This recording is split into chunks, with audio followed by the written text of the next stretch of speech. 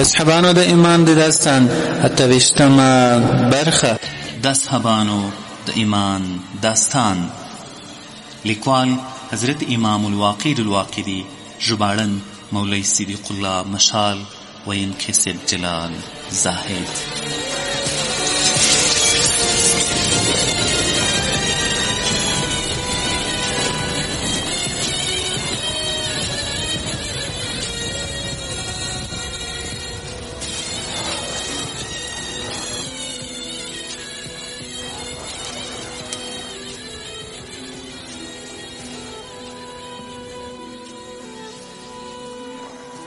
بسم الله الرحمن الرحیم. د اصحابانو د ایمان داستان د 28مې برخې محترم اورېدونکو، په دې هیله چې روغ جوړ صحتمند او خوشحاله به یاستئ. موږ په تېره 28مه برخه کې دا واورېدل چې دوی خپلې سترې کلیسې ته چې د جرجیس په کلیسه مشهوره ده او اوس د جامع حیثیت لري ننوتل، نغارې وغږولې او د کفر کلمې یې په لوړ اواز سره پیل کړې. درسته شپه یې په همدا وړ تېره کړه. سهار هیریبس ور داخل شو. د مړي په ډول ته لمونځ ورکړل شو. له هغه وروسته یې نوموړي خپل قصر ته ننوت. کباب شوي سمساري ورته راوړل شوې، هغه یې وخوړې. د سرو سپینو زرو په جامو کې شراب ورته راوړل شول، هغه یې وڅښل. سترګې یې ککرۍ ته وختلې. وروسته یې داسې وریښمینه چپینه واغوستله چې زرینې وړې لیکې درلودې. پر هغه برسېره یې د سرو زرو زغره واغوستله. یاقوتي صلیب یې په غاړه کړ. هندۍ توره یې اوږې ته واچوله. له یو ښه تیز اس ورته وړاندې کړل شو او پر هغه سپور شو. د خپل قصر څخه د باب رستن لور ته ووتلی. نوموړي جنرالان له هر لوري ورباندې راغونډ ول. اوس به 28مه دا برخه به له همدې ځایه پیل کړو. د حمص دروازې پرانیستل شوې. په زیات تعداد کې رومیان د مسلمانانو مخ ته په داسې حال کې وروتل چې د جګړې ښه تیاری نیولی و. بیرغونه یې رااخیستي وو او صلیبونه یې تر مخ پورته کړي وو. د هیریبس وړاندې 15,000 رومي پیاوړي عسکر رومیان وو چې په وسلو جنګي لوازمو سره ښه سمبال وو. د کلا تر مخ هیریبس دوی د اوسپنیز دیوال په څیر په صف ودرول. دوی هوډ وکړی وو چې خپل ځانونه به د وطن مالونو او اولادونو د حفاظت په خاطر قربانوي. مسلمانان د ملخانو په ډول په اجتماعي ډول برید ورباندې وکړ او سخت حمله یې ورباندې وکړه. رومیانو د برخو په څیر خپل ځایو هیڅ حرکت ونه کړ او نه یې د سر او مالی زیان پروا وکړه. په دې وخت کې هیریبس خپلو سرتیرو ورغږ کړ او جنګ کولو ته یې وهڅول. رومیان پر مسلمانانو ورغلل او په خپل منځ کې یو پر بل غږ وکړ. مسلمانان هم د جنګ میدان ته ورپلاندې شول. پر دوی یې د غشو برید وکړ. جنګ ګرم شو او دواړه سیالي ډلې سره ګډې شوې. داسې جګړه یې سره وکړه چې ساری یې نه درلود. خو مسلمانانو بیرته شاتګ وکړ ځکه ډیر شهیدان او زخمیان شول. ابو عبیده چې کله د مسلمانانو وژنه او ماتې ولیده، ډیر ورته درنه شوه او په لوړ اواز سره یې پر خپلو مجاهدینو غږ وکړ: ای پر قرآن کریم د ایماندارو ډلو شاته ولاړ نشئ. دا ورځ د خدای جل جلاله د رحمت یو خاصه ورځ دی. له ما سره ګډ پر دښمن برید وکړئ. خلک بیرته راوګرځېدل او د حمص پر خلکو یې سخت برید وکړ. خالد بن ولید د مخزوم قبیلې له یوې سترې ډلې سره یو ځای پر دښمن حمله وکړه. په تور او نیزو یې ووهل او داسې یې ټوک ټوک کړل لکه ریبل شوي وچ غنم، او نور مسلمانانو هم د خپلو تورو حق ورپوره کړ. د بنو عبس له جنګیالیو سره یو ځای پر رومیانو هجوم وروړ. د تکبیر او تحریر زلزلې نارې یې پرې وکړې. رومیانو ته یې ستر صدمه ورسروله. د کلا تر دیوال پورې شاته وتمبول او د سر دروند زیان یې ورواړو. رومیانو په خپله ژبه او تیوبوتې سره وویلې او بیرته پر مسلمانانو له هر لوري راټول شول. پر مسلمانانو یې د غشو باران پیل کړ او د غشو کڅوړې یې پرې تشې کړې. خپل ځانونه یې په ډالونو باندې خوندي ساتلو. راوی وایي هغه مهال چې خالد بن ولید مسلمانان جنګ ته هڅول، یو رومي جنرال چې ډیر مضبوط زغر او خول پر سر و پر نوموړي برید وکړ او د زمري غوندې ورته رانږدې شو. حضرت خالد بن ولید چې کله حمله پرې وکړه، پر سر یې په توره وواهه. توره پر خور ولګېده. توره والوته او مټ یې د خالد په لاس کې پات شو. د رومي تمام پیدا شو، ورته رانږدې شو. له خالد سره ریکاب پر ریکاب شو او یو بل ته په غیږ سره ورغلل. خالد رومي جنرال په سینه پورې کلک کړ. لاسونه یې پرې چاپیر کړل او زور یې پرې وکړ. پښتۍ یې سره ورتېرې کړې. پر ځمکه راولید او مړ شو. توره یې حضرت خالد واخیستله، په لاس کې وڅنډله. د اور لمبې ترې پورته کېدې. د جنرال پر عکس سپور شو. حمله یې وکړه او پر بني مخزوم باندې یې غږ وکړ. هغوی هم برید پیل کړ. د رومیانو پر منځ ورګډ شو. خالد بن ولید هی او کین لور ته شړل او په لوړ اواز سره یې داسې نارې وهلې: زه د رسول الله ملګری او یو تکړه سپور یم. زه خالد بن ولید یم. تر هغو یې داسې سخته جګړه وکړه چې ساری یې نه درلود، آن چې لمر د اسمان سم نیمایي ته راغی او د حضرت پر بدن څخه ګرمه شوه. دا مهال خالد بن ولید د جګړې له میدان څخه ووتلی. بني مخزوم هم ورپسې وروت.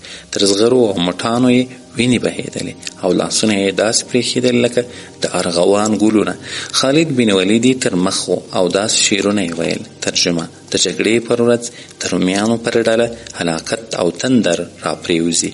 هغه مهال چې د جګړې په ورځ زه دا اور شربغړاندې لمبې وویرم. له موږ سره د جګړې په ډګر کې تر تله مخامخ کېږي او موږ یې همیشه په خاورو او وینو کې لت پت پرېږدو. راوي وایي امیر ابو عبیده غږ وکړ: ای ابو سلیمان، د مور شیدې دي، روزي شه. خدای جل جلاله دې درنه قبول کړي. د خدای په لاره کې دې حق جهاد وکړ. مرقال بن هشام بن عتبه بن ابي وقاص چې کله رومیان غافله ولیدل، پر خپل قوم بني زهره یې غږ وکړ او له ښي خوا یې برید وکړ. میسره بن مسروق العبسي له خپل قوم سره برید پرې وکړ. له بل لوري عکرمه بن ابي جهل په داسې حال کې حمله پرې وکړه چې د بني مخزوم قوم زیات شمېر جنګیالیو یې پلوي کوله. دوی او نورو مسلمانانو هم له هر لوري بریدونه پیل کړل. د حق کلمه یې لوړه کړه او د بري هیله یې پیدا شوه. د حمص جګړه. امام واقعي وایي د حمص د جګړې په ورځ تر بني مخزوم قوم بل هیچا ښه جګړه نه ده کړې.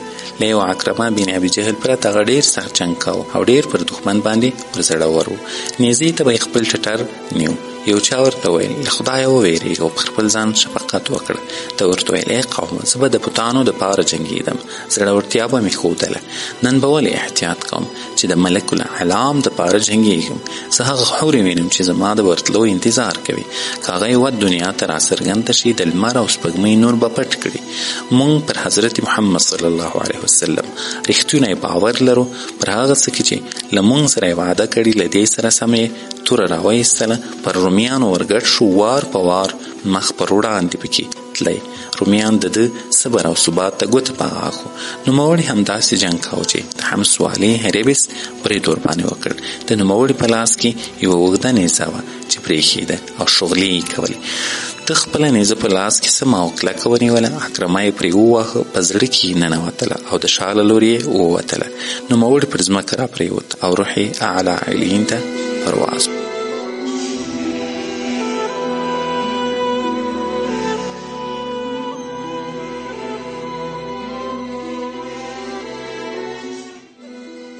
خالد بن ولید چې کله د خپل تره زوی ته وکتل چې پر سپیرو خاورو راولید، ورغی، پر وړاندې یې ودرېد او تر سترګو یې اوښکې راوتوی شوې. ویې ویل: کاش عمر بن خطاب زما د تره زوی لیدلی وای چې پر ځمکه راپرېوت. دا ورته څرګنده شوې وای چې موږ له دښمن سره مخامخ شو، پر نیزو سپرېږو. انا لله و انا الیه راجعون. راوی وایي دا ورځ هم شدیده جګړه وشوه چې کله د شپې تیاره راخوره شوه، رومیان خپلو کلاو ته ننوتل. دروازې یې ورپسې بندې کړې، دیوالو ته پورته شول. مسلمانان هم خپلو خیمو ته ولاړل. د شپې کلکې پیرې ودرولې او ویده شول. چې کله سهار شو، امیر ابو عبیده وویل: ای د مسلمانانو ډلې، ولې او څه در شوي چې دې قوم تاسو راایسار کړي یاست؟ د دوی ستاسو ماتولو ته ډېر زړه ښه دی. تاسو ولې له دوی تښتئ او ماتې خورئ؟ خدای جل جلاله له تاسو سره د مرستې او سلامتیا ژمنه کړې او د روم پر ډېرو پهلوانانو جنرالانو بریمن کړي یاست. کلاګانې او ښارونه یې ستاسو په لاسو فتح کړي. دا اوس ولې دومره کوتاهي کوئ؟ خدای جل جلاله ستاسو په هر څه خبر دی. خالد بن ولید وویل: د رومیانو سپاره پوځیان دي، په دې کې یو بې زړه او بازاري سړی نشته. ته هم په دې ښه پوهېږې چې دوی په جګړه کې سخت دي، ځکه له خپلو ښځو او کوچنیانو څخه دفاع کوي. امیر ابو عبیده ورته وویل: په دې باره کې ستا څه رایه دی؟ حضرت خالد بن ولید ورته وویل: له ما سره رایه شته، هغه دا چې موږ به سبا دښمن ته ښکاره شو. څاروي او اوښان به ورته پرېږدو. چې کله موږ د دوی له ښار څخه لرې شو، د دوی اسونه راپسې راځي، له ښاره رالرې کېږي. چې ښه لرې راپسې راشي، موږ به مخ ورباندې راواړو. د نیزو جګړه به ورسره پیل کړو. د شال لوري به مجاهدین ورسره تیر کړو او له نورو عسکرو سره به ارتباط قطع کړو ځکه دوی په له خپل ښار څخه لرې وي. ابو عبیده ورته وویل ابو سلیمان دا ډېر ښه پروګرام جوړ کړی او غوره فکر دې کړی دی. راوی وایي مجاهدین دا پرېکړه سره وکړه چې رومیانو ته به مخه ورکوو او څاروي به ورته پرېږدو. چې کله سهار شو د حمص دروازې پرانیستل شوې، رومیان له ټولو دروازو راووتل او د جګړې میدان ته راوړاندې شول. عربو ورڅخه وغوښتل چې جګړه ودروي او دوی ته خپل ځانونه عاجز او ویرونکي ښکاره کړل. دوی ته د بري هیله ور پیدا کړه. ساق چې لمر ښه تودېده تر هغه مهاله عربو له ځان څخه دفاع کوله. چې لمر تود شو جګړه هم توده شوه. د رومیانو سره د مسلمانانو د ماتېدو هیله پیدا شوه ځکه دوی د مسلمانانو د کمزورتیا احساس وکړ. رومیانو پر مسلمانانو هجوم وروړ. عرب ورڅخه وتښتېدل او څاروي ورته پرېښودل. نوفل بن عمیر وایي موږ ته عربچه بن ماجد التمیمي له سراقه النخعي څخه حدیث بیان کړ. نوموړی د حمص پر پیښه کې موجود و او ویې ویل کله چې عرب له رومیانو څخه وتښتېدل هریبس په موږ پسې له 15,000 لښکر سره راغی او دا د رومیانو تر ټولو پیاوړي سرتېري وو. سراقه بن عمیر وایي موږ له دښمن څخه وتښتېدو او داسې مو په نظر کې ورکړل چې موږ زرعه او جوسیې ته ځو. رومي جنرالان پر موږ پسې راغلل او ځینې د څاروو د پیولو تمه وه او هغه ور وګرځېدل. امام واقدي وایي په حمص کې یو قص و چې رومیانو ته ډېر منل شوی و او د ډېر وخت سړی و. هر ډول حیلې او چلونه یې زده و. ښه تجربه یې درلوده. د روم یو ستر مذهبي عالم و. تورات، انجیل، زبور د شیش او ابراهیم علیهم السلام صحیفې یې ویلې وې او د عیسی علیه السلام حوارین مخلص ملګري یې لیدلي وو. نوموړی یو بالا ځای ته پورته شو چې کله یې ولیدل چې عرب په تېښته او رومیان یې په مالونو کې توی شوي په لوړ اواز یې نارې کړې زما دې په مسیح قسم وي دا د عربو له حربو او چلونو یو چل دی. عرب اولادونه او مالونه تر هغه چاته نه پرېږدي تر څو چې ټول پرې قربان شوي نه وي. راوی وایي قص نارې وهلې خو د حمص خلک د مسلمانانو په مالونو کې لویدلي وو او د خوراکي توکو په نقلولو مصروف وو. له بل لوري هریبس له 50,000 تنو جنګیالیو سره یو ځای د مسلمانانو په لاندې کولو کې کوښښ کاوه. مسلمانانو چې کله دوی له ښاره ښه رالرې کړل حضرت ابو عبیده په لوړ اواز سره پر مسلمانانو غږ وکړ پر رومیانو د وږي زمرو او خواشینو بازانو په څېر راوګرځئ. مسلمانان چې کله مخ پرې راوګرځاوه پر حاربي سوده د په ملګرو راتاو شول او شاوخوا یې داسې ګول دایره پرې جوړه کړه لکه د ګوتې کړۍ او داسې احاطه یې پرې وکړه لکه د سترګو سپین چې پر کسو راګرځېدلی وي. رومیان یې په منځ کې داسې ښکارېدل لکه په سپین غوایي کې تور خال. په دې وخت کې رومیانو پر عربو د غشو وارونه پیل کړل او مسلمانانو د شاهینانو او وږي زمریانو په څېر پر دوی بریدونه کول. په تورو یې وهل، ښي او کیڼ لور ته یې چپه کول آن چې ډېر یې مات کړل. عطیه بن فهر الزبیدي وایي رومیانو چې کله زموږ عمل ته وکتل پر موږ یې برید وکړ. چې کله جګړه ګرمه شوه پر یو چرګ آس سپور د مجاهدینو له منځه خالد بن ولید چې سره لنګوټه یې تړلې وه او دا سره لنګوټه به د عموما په جنګونو کې په سره کوله راووتی او د مست زمري په ډول راغی. توره یې له تیکې څخه راوایستله ویې څنډله د اور بڅري ترې واولوتل او پر لوړ اواز سره یې نارې کړې پر هغه سړي دې خدای رحم وکړي چې توره یې له تیکې راایستلې عزم یې قوي وي او پر دښمن باندې برید وکړي. له دې وینا سره سم مجاهدینو تورې له تیکو څخه راوایستلې او رومیانو ته یې ستره صدمه ورسوله. امیر ابو عبیده وویل ای د عربو زامنو له خپلو ناموسونو اولادو او مالونو څخه دفاع وکړئ. خدای جل جلاله ستاسو هر عمل ویني او مرسته مو کوي. راوی وایي معاذ بن جبل له 500 تنو مجاهدینو سره د خپلو مالونو د ساتلو دپاره په هغو رومیانو پسې ورغی چې د مسلمانانو په مالونو کې لویدلي وو او باره ولې هغه رومیان چې په لوټ او تالان بوخت وو په دې نه و خبر چې یو ناڅاپه د تیزو نیزو د څوکو ښکار شول.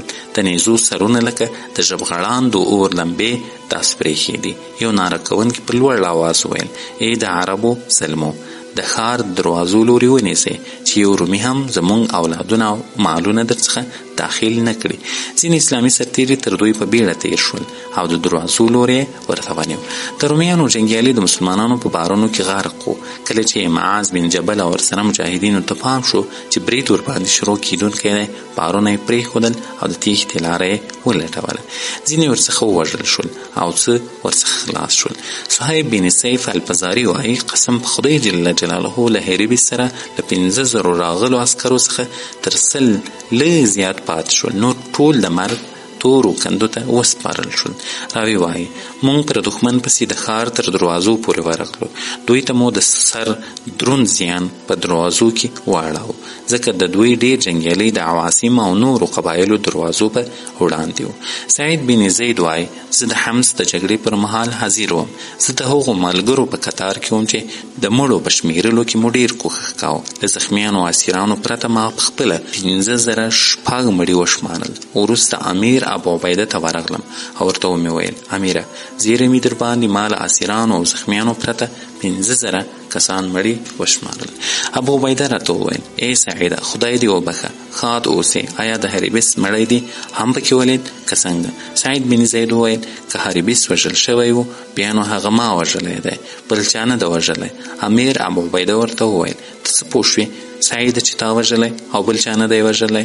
سعید ورته وویل ای امیره ما یو سپور ولید چې ډېره دنګه ونه یې لرله، سور چا سړی و، توره یې په لاس وه، د جنګ جامه یې داسې او آسې وه، د رومیانو په منځ کې و لکه چاغ اوښ داسې برېښېدی. ما برید ورباندې وکړ او د حملې پر مهال مې داسې دعا وکړه ای خدای جل جلاله زه ستا قدرت تر خپل قدرت او ستا غلبه تر خپلې غلبې وړاندې پرې غواړم. ای خدایه ته دې زما په لاس ووژنې او ما یې د اجر مستحق وګرځوې.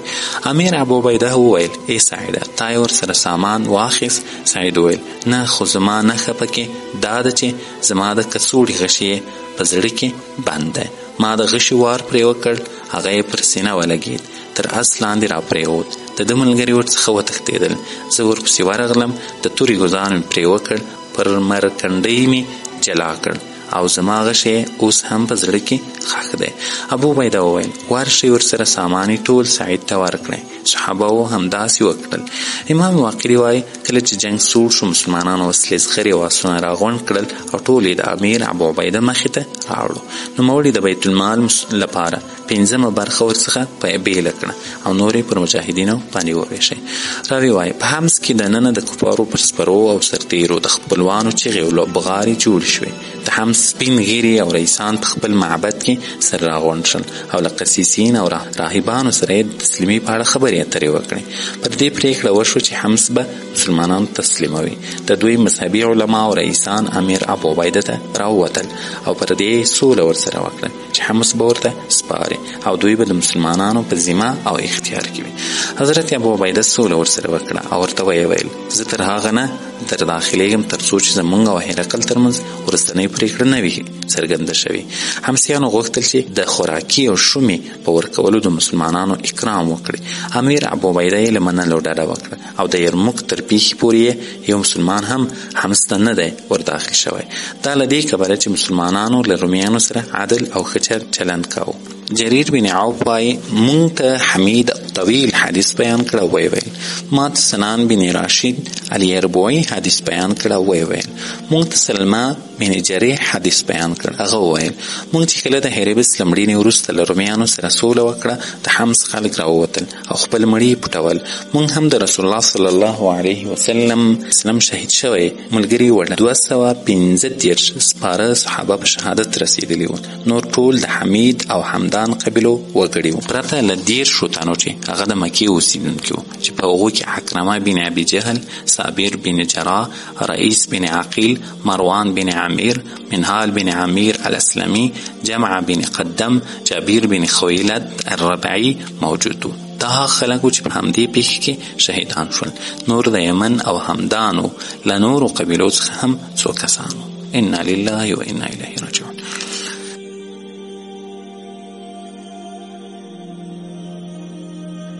د یرموک پیښه.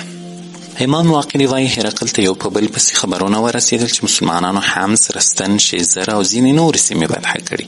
هغه هدیې هم نیولې چې خپل جنرال هیبریبس ته لیږلې وې. نوموړي ته دا خبرونه نه بلکې یو ناورین و. نوموړي د روم له لرې خورو ورو سیمو څخه د عسکرو وتللو انتظار یوس، ځکه ده د صلیب وټولو پیروانو ته لیکونه ورستولي وو او د ځواک د راوړلو غوښتنه یې ورڅخه کړې وه. له لږ ورځو تېرېدو وروسته د عسکرو یو داسې بهیر مخه ورته راوکړه چې سر یې په انطاکیه کې او پای په رومیة الکبرا کې و. نوموړي یو څه فوج د شام ساحل قیصریې ته ولېږئ تر څو د عکا او تبریې ساتنه وکړي او بل لښکر یې بیت المقدس ته واستاوه. نوموړي په انطاکیه کې د دې انتظار یوست چې د ارم د واکمن ماهان المني قوم ورته راورسېږي. ماهان په ارمن کې دومره جنګیالي سره راغونډ کړي وو چې د هرقل د تسلط په ټوله سیمه کې چا نه وو راجمع کړي.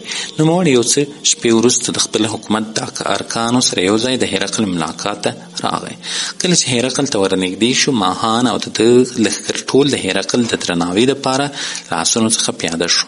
د ده په وړاندې د خپل کفري درنښت اظهار وکړ. ورپسې یې له دې کبله چیغې او بغارې پیل کړې چې دوی ته د مسلمانانو د بریاو او د زیاتو سیمو د نیولو خبر رسېدلی و. هرقل دوی له ژړا څخه ایثار کړل او ورته ویې ویل: ای د نصراني دین پلویانو او معمولیه اوبو زامنو، ما وړاندې تاسو له دې عربو ویرولې او خبر کړې باسې، خو تاسو زما خبره ونه منله. زما د مسیح په حقیقت د انجیل په صحت قسم وي چې دا عرب به حتما زما د تخت د ځمکې مالکان هم ګرځي. اوس ژړا ګټه نه رسوي، دا د ښځو خوی دی. اوس مې تاسو ته دومره ځواک راجمع کړی دی چې د دنیا د یو واکمن په وس هم پوره نه دی. ما خپل سړي او مال د دې په خاطر قربان کړل چې ستاسو له دین، حریم او اولاد څخه دفاع وکړم. تاسو مسیح ته توبهګار شئ، د رعیت خیر غوښتونکي شئ او پر دوی ظلم او تیری مه کوئ. په جنګ کې استقامت او ثبات کوئ، له لویي او کین څخه ځان وژغورئ، ځکه دا دوه خویونه چې په هر قوم کې پیدا شي هغه قوم خوار وي. زه اوس غواړم چې له تاسو څخه یو سوال وکړم او دا هیله لرم چې تاسو به ځواب راکړئ. د روم مخورو او رئیسانو وویل: ای ملکه، څه چې دي زړه وي د هغه په اړه سوال وکړه. ده ورته وویل: تاسو تر عربو ډېر یاست او ډېر ګروپونه لرئ، وسایل مو هم د هغو په پرتله زیات او قوت مو هم د هغو په نسبت څو چنده ده. نو بیا تاسو ولې شکست او ماتې خورئ؟ پارسیان، ترکیان، جرموکیان ستاسو له دبدبې په ډار کې دي، ستاسو جنګ ته زړه نشي کولی. څو ځله یې پر تاسو یرغل کړی او له غوڅې ماتې سره ټیټ سربیر ته شاته تللي. اوس له دې سره چې عرب یو لوڅ، وږي او خالي لاس قوم هم د پر تاسو بریالی شو. په بصرې، حوران، اجندین، دمشق، بالبق او حمص کې زړه دردونکي او د حیرانتیا وړ ماتې دره کړې. د نوموړي د سوال ځواب ټول ملوک او واکمنان چوپ پاتې شول. د دوی په وړاندې د نصراني دین یو ستر پوهان او قس موجود و. هغه ولاړ شو او ویې ویل: ای بادشاه، ته په دې نه پوهېږې چې عرب ولې پر موږ غالب شول؟ ده ورته ویل: زما دې د مسیح په ذات قسم وي که زه پوهېږم. قس ورته ویل: ای ملکه، زموږ قوم خپل دین بدل کړل، خپل ملت څخه یې ډډه وکړه. عیسی علیه السلام ته عقیده نه لري، یو پر بل تیری کوي. دومره څوک په ټول قوم کې شتون نه لري چې د امر بالمعروف او نهي عن المنکر وظیفه اجرا کړي. عدل او ښېګڼې له دوی څخه کډه کړي. عبادتونه کوي، د لمنځونو د وختو اهتمام نه کوي. سود خوري، د زنا غوندې فاحش عمل د خلکو روزمره شغل ګرځېدلی او هره ګناه او تجاوز په برملا ډول کیږي. خو د دې برعکس عرب د خدای اطاعت کوي، د خپل دین کلک پیروي غوره کړي، د شپې لمنځونه او د ورځې روژې نیسي، د خدای جل جلاله له ذکر او پر خپل نبي له درودونو څخه یوه ګړۍ نه غافله کیږي. ظلم او تیری په دوی کې نشته، یو پر بل تکبر نه کوي. صدق او رښتونولي یې شعار او عبادت یې روزمره شغل دی. کله چې پر موږ برید وکړي شاته نه ځي، او که چیرې موږ برید ورباندې وکړو دوی د تېښتې لاره نه خپلوي، او د دوی دا باور ده چې دنیا دار الفنا او آخرت دار البقا ده. امام واقعي وایي کله چې هرقل او د قوم د قص خبرې واورېدې ټول وویل: زموږ دې په مسیح باندې قسم وي، رښتیا وایي، خامخا له همدې کبله عرب پر موږ غالب شوي. هرقل وویل: که زموږ د قوم کړه وړه همداسې وي نو ما ته د دې اړتیا نشته چې د دوی اکمالات کوم. زه غواړم چې دا لښکرې دې بیرته خپلو هیوادونو ته ستنې شي، زه په خپل اهل او مال روان کړم. د سوریې له لارې به اسبوک او قسطنطیې ته ولاړ شم، هلته به له عربو څخه امان وغواړم. راوی وایي رومیانو چې کله د هرقل دا وینا واورېده د ده په وړاندې صف ودرېدل او ورته ویې ویل: ای ملکه، دا کار مه کوه، د مسیح دین مه ذلیل کوه. د قیامت په ورځ به بیا د دې پوښتنه درڅخه وشي. په دا کار به بیا شاهان پیغور درکوي او ستا دا رایه به د ضعیف په نامو تعبیر وي او دښمنان به هم راباندې خوښ شي چې ته د شام له جنته وځې او له مونږ وروسته عرب پکې وسیږي. مونږ اوس دومره فوج راجمع کړی چې په دنیا کې یې ساری نه لیدل کیږي. مونږ د عربو جنګ ته ورځو او سخت مقاومت کوو. کیدای شي عیسی مسیح مو مرسته وکړي او پر دوی مو بریمه نه کړي. نور ته عزم وکړه او هغه خلک موظف کړه چې ستا زړه یې وغواړي. مونږ پرېږده او له عربو سره جګړه. راوی وایي هرقل د دوی د دې وینا له کبله ډېر خوښ شو او د دې تیاری یې ونیو چې د روم له 5 بادشاهانو سره دا ستر لښکر ولیږي. اول یې یو ورېښمین بیرغ چې د سرو زرو په تارونو اوبدل شوی او په سر کې د جوهرو صلیب ور واخیست او د رومیه ملک قناطیر ته یې ورکړ او د سقالیبه او نورو قومو 100,000 عسکر یې د ده په قومانده کې ورکړل. زړې جامې یې ورڅخه لرې کړې او نوې جامې یې ور واغوستې. هارونه یې ور په غاړه کړل، ملا یې ور وتړله. وروسته یې د سپینو ورېښمنو یو بیرغ چې په سرو زرو سره د لمر نقش پرې جوړ. د اصحابانو د ایمان داستان د 20مې برخې محترمو اوریدونکو دا وه د موږ نننۍ برخه. تر بیا ښې چارې په الله مو سپارم. السلام علیکم ورحمة الله